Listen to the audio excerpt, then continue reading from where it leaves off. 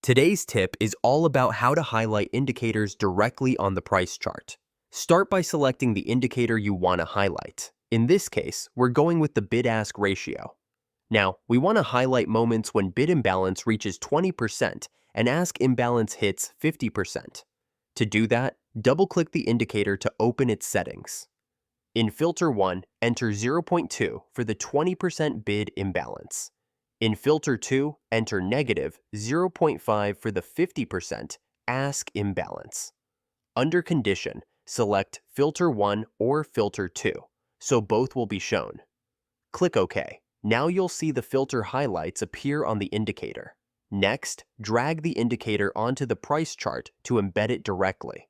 Open the settings again and go to the Style tab. Here, uncheck the bid-ask ratio bars for a cleaner look. You can also customize the colors of each filter based on your preferences. And that's it. You now have a clear visual of all the key moments. Simple, visual, and effective.